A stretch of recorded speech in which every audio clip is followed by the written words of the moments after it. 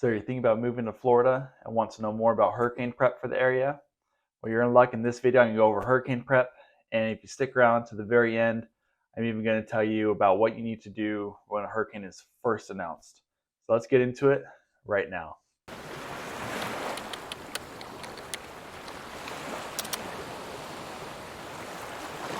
If you're new to the channel and you want to know everything there is to know about living in the Treasure Coast of Florida, then subscribe down below, tap the bell for notifications so you can be the first to know about market changes here in the Treasure Coast of Florida. My name is Jacob. I'm a local realtor here in the area, and I get calls every day from people looking to move here and learn more about this area. So give me a call, shoot me a text, send me an email. I love to help make your transition here to the Treasure Coast of Florida go as smooth as possible. So like I said, today we're going to be talking about hurricane prep. We just had a hurricane that just hit the west coast of Florida, went up north a little bit, did some damage up there. Last year we had Hurricane Irma that came through and hit the west coast of Florida, did some more damage out there. Here in the Treasure Coast back in 2004, 2005, we had a couple hurricanes that came through and did some pretty good damage to this area. So it's been almost 20 years since we've had some major damage here. But hurricanes are nothing new. So here in Florida, hurricane season starts June 1st and goes all the way over to November 30th. So pretty much when it's hot, it's hurricane season. And the good thing about this, we're gonna get a lot of rain. It kind of cools down the summers a little bit. It's good for the plants. Bad news, hurricanes obviously could happen at any time. So usually when a hurricane is announced, you have 4 or 5 days before it actually makes it to you. They track these things really well. So I always go to the NOAA.com website. They track all the hurricanes there, both in the Atlantic and the Pacific. And I like to see, okay, is there a depression? Is there a tropical storm? You know, is it going to make hurricane status so I can be prepared as possible? Because you never know when it's going to hit or what's going to happen. So you want to make sure you have time to get everything done that you need to. So obviously, first things first, if you're moving here, when you're looking to buy a house, there are things to look for that are better. So some things make houses better than other houses. A cinder block construction home is going to be better than a wood frame home for hurricane protection. It's stronger, it's better, it's more energy efficient. You know, you usually get wood frame homes a little bit cheaper if cost, if you're looking for the cheapest home possible. But, at the end of the day, the cinder block construction home is going to be a lot stronger for the hurricane protection. Next, you're going to be looking at the roof. A lot of homes in the area, their roofs were replaced in 2004, 2005 after these big hurricanes we had back then. So those roofs are almost 20 years old now. Those aren't going to be very good roofs anymore if they're just your standard roof. If they have tile or if they have metal roof, those are going to be a lot better. Those last a lot longer. They're a lot stronger. So obviously for good, better, best, your good is going to be your normal roof. You're going to want that as new as possible for buying a home for longer hurricane protection. Your tile roofs are going to be your better option. Those are great roofs. They look great. They always remind me of California a little bit. A lot of those roofs out there, but they're really great roofs. And for the best option, your metal roof. The metal roofs are just awesome. They last a really long time, and there's very little maintenance. Occasionally you need the fasteners tightened, make sure it's not leaking there, but that's it. They do really good, and they're really energy efficient for your home as well. So for hurricane, metal roof is the best. Not to say normal roof isn't bad or is bad. I have a normal roof on my home, but it's not the best option, obviously. Another option you're going to look at is the windows. Is there protection for the windows? The best option is going to be impact resistant windows and doors. That way, if a hurricane's coming through, if you're out of town or whatever it is, you don't need to put shingles on your doors or windows because they're impact resistant. Same rating goes for garage doors too, but that's a little bit different. We'll talk about that in a little bit. If you don't have impact windows and doors, you're going to want to get hurricane shutters. There's a lot of different types. There's accordion ones that are permanently attached to the outside. You just roll them. Some roll horizontally, some roll down vertically. They have these new mesh fabric type protection things. I see them advertised at Home Depot and Lowe's all the time. You roll those down. Good thing about those, they let a little bit more light, which is kind of nice. I'm actually thinking about getting some of those for my back patio so I can have more light in my back patio when we have to put up protection. And the next other options you have are your aluminum or galvanized steel hurricane shutters. These are corrugated metal, and you put them up, you'll have the little nuts sticking out of your house, and you put them up, put on the washer, and this is one of the best, or not, I'm not gonna say best. Impact windows is obviously best. Um, all window protection is good. I like, if I don't have impact, I like these because you hide them in your house when they're not in use. But obviously it is more work if you have to use them. And they also have those in plastic, which is kind of nice because then they let in a little bit more light. But the metal is going to be a better protection there for your windows. And if you don't have those, you're going to want to make sure you have plywood available on hand. When a hurricane is announced, the plywood at Home Depot and Lowe's is going to disappear because people that don't have hurricane protection are going to buy it up and they're going to screw it up around their windows. And that's the good option. The better is going to be the hurricane shutters. The best is going to be the impact. And obviously there's a cost associated with those as well. All right. Another thing that's going to happen in a hurricane, chances are you will lose power. There is going to be a power line that's knocked down. A tree's going to knock it down. The wind's going to knock it down. Something's going to happen. You probably will lose power in a hurricane. Well, let me go back and say you will lose power in a strong hurricane. You can still lose power in a lesser hurricane, if something happens to the power line. But in a strong hurricane, you will lose power. So what does that mean? You're going to want to have some things available on hand. If you have an option to have a generator, look into generators. They have them that run on gasoline, on propane, natural gas. Some of them run on, you can have different, is it multi-fuel? Is that what they call them? Different options that you can run with them. The gas is going to run out very quick in a hurricane.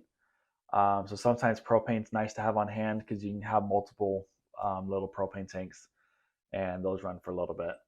But you're going to want to look at the power of the generator and make sure it's strong enough to run what you need.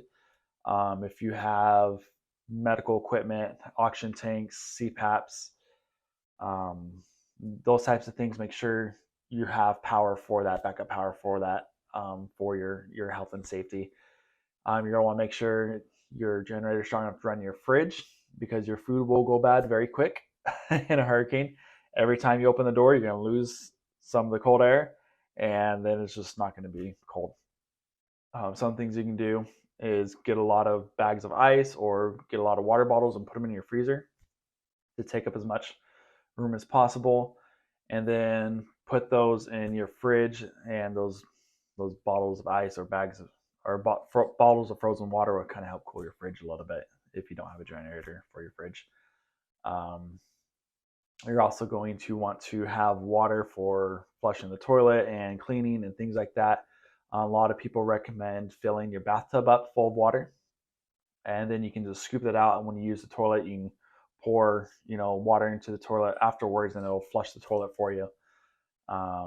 You can use that for cleaning the dishes. You can use it for cleaning yourself. It's going to get very hot, with no power, no AC, you're going to get very hot. So sometimes it's kind of nice to have that water available to clean. Go along with that, battery powered fans are really great to have on hand. When a hurricane's announced, you're probably going to make sure you have enough batteries for those fans. Batteries to charge your devices, your phones, whatever type devices like that you need. These are some of the things that disappear pretty quick when they announce a hurricane. Oh, and just going back to shutters again, sorry, I know we already talked about this. You're going to want to make sure you know how your shutters work. So even if hasn't been a hurricane announced for a couple years, you're going to want to go out and make sure you know how your shutters fit, make sure they know which windows they go to.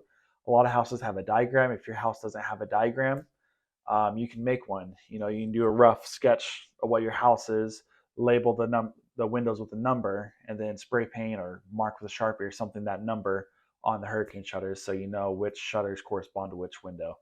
So if you have to go quick and get these up, you can do that very quickly. All right, another thing, putting up hurricane shutters, you're gonna be fastening these little wing nuts onto every hurricane shutter, getting it fastened. You're gonna want one of these tools. So these attach to your drill, and your wing nut goes in it, and you can drill it on to your hurricane shutter. If you're fastening every wing nut by hand, your hand is going to cramp, your fingers are going to hurt, and it's slow. This is a whole lot faster. Screw it on, get it tight. They sell these at Lowe's and Home Depot. I think they're like $9. They're cheaper on Amazon, but just know if you order it after a hurricane is announced, if there's weather delays, you might not get it in time from Amazon. They'll probably sell pretty quick at Lowe's and Home Depot as well. So that's one of the things you're going to need for hurricane protection as well. And then going along with loss of power, down power lines, things like that. If a hurricane does hit, there's flooding in your home, you probably want to turn off the main power of your home. So know where your electrical box is, know how to turn off the power, because you don't want active power going through flooded waters in your home and you walking through it. That's just a recipe for disaster. And then know, when you're driving, look for down power lines. If there's a down power line, there's standing water there, there's power line in it. Don't get out of your car. Don't go step in that water. Let the linemen take care of it. One of the amazing things when a hurricane hits, the linemen from all over the country will be driving out. They have all their trucks, and they'll be fixing those power lines pretty quick. But it might take them up to a week or so to get all those power lines fixed. So if you see a down power line, do not go near that power line. You don't want to get hurt by that electricity. Another good thing to do in preparation for hurricane season, whether the season's just starting or midway through or whatever it needs to be, however often, you want to make sure your landscaping is well trimmed. When I went to Fort Myers last year for Hurricane Irma cleanup, most of the trees I saw that were down were these big oak trees. They hadn't been trimmed, and they just caught all the wind and just knocked over, fell into the houses, fell into power lines, but their big old root balls upturned. It was really amazing to see that big of a tree just turn over like that. You'd think these oaks would put their roots down, but it rains here so often that they don't need to put their roots down deep. So the roots are all really shallow, which makes the trees really relatively easy to knock over, especially if they're not trimmed. If you have coconut trees, I heard it described as during a large hurricane, those coconuts turn into little cannonballs. They'll do cannonballs do pretty good damage. Coconuts will do pretty good damage in high winds. So you want to make sure you cut off those coconuts if there's a hurricane coming, or maybe just in preparation if you're not using them anyways. Make sure there's no coconuts on the tree. Keep the fronds trimmed on the trees. Yeah, that's basically tree trimming. You want to make sure you keep up on your landscaping, because that wind will catch anything it can, and branches and things like that fly pretty good in the wind. All right, going back to when you buy a house, you're going to want to look at the flood zones. Obviously, you're going to want to know anyways, because you're going to have to pay flood insurance if you live in a flood zone.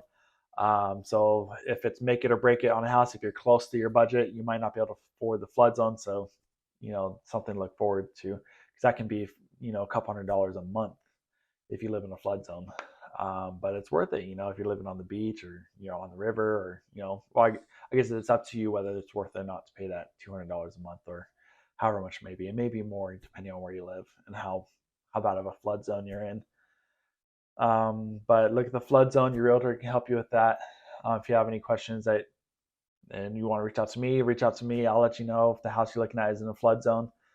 It's pretty simple to look up, but it's just like a lot of the county records will indicate whether it's in flood zone or not too.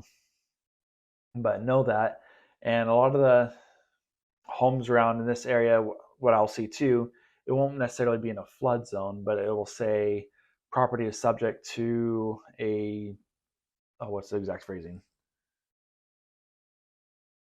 It says it'll say house or property is subject to a storm surge in category 3 or greater, or whatever it is. So basically, if there's a huge storm that comes through, and all that water comes in, all those canals, all those rivers are going to rise, and you could be subject to the storm surge with that. Or water running off on the roads, you could be subject to those storm waters too. And it's, going to, Fort Myers last year to do some hurricane cleanup. We're working this one house, and I kid you not, is at my chest, the line in the house. You just see this dark line about my chest high throughout his house, and that's how high the storm waters rose in his house. And everything that was below that line was trashed in the house.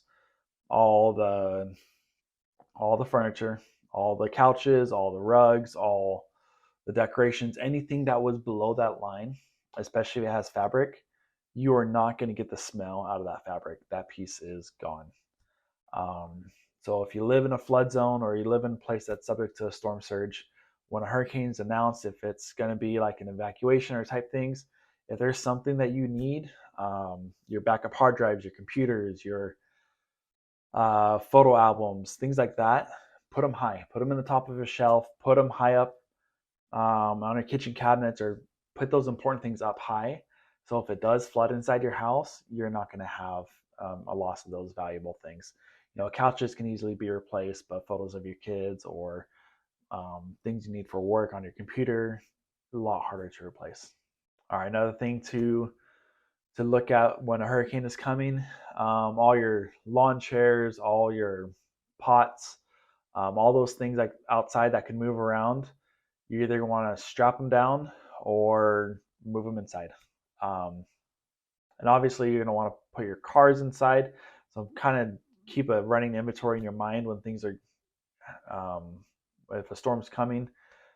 There's only so many things you can fit inside your garage or inside your house. So, when you're buying that extra pot or lawn chairs or different things for your outside patio chairs, tables, things like that, you're going to have to be able to realize you have to bring those in or lose them, unfortunately. And especially those of you who like to have trampolines. If you have a trampoline, you will lose it in a hurricane. Unless you take really good precautions and strap it down between some trees or stick it every couple inches in the ground, which even then you still might lose it. Hurricanes are trampolines are notorious for being lost in the hurricanes.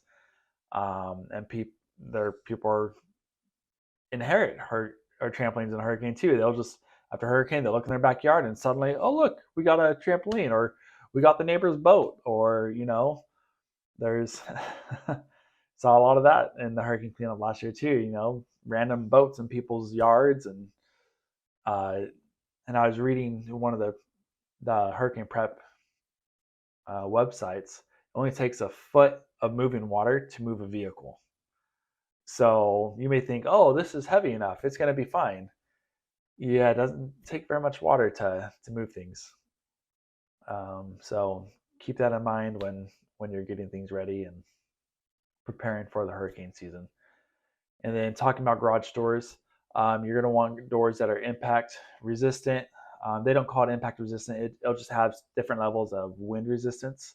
The cross beams on the doors will be a little bit thicker, and there'll be more of them. And those are the garage doors that you want. Those will help withstand some of those winds during a hurricane, to keep your car and other things safe inside.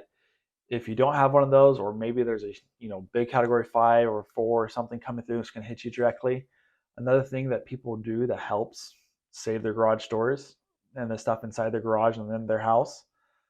So they'll park the car in the garage, they'll put down the garage door, and they'll put a mattress or some padding or whatever it is in between the door and the car, and they'll back up the car until it lightly pins that mattress or padding against the garage door.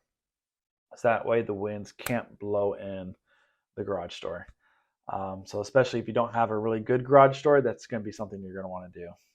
Take an old mattress or padding or whatever it is, so you don't hurt your car or your door, but pin it between your garage door and a vehicle in the garage, and that'll kind of help protect you as well.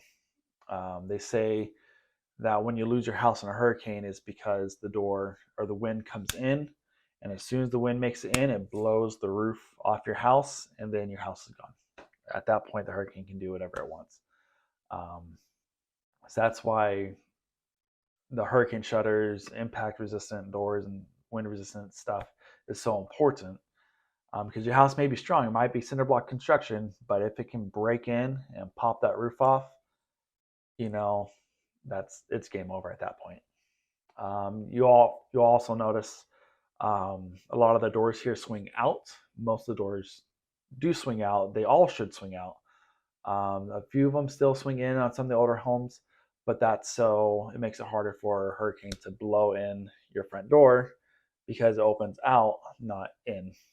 Doors that open in, it's easier for the hurricane to blow them in. That's something to look forward to there too.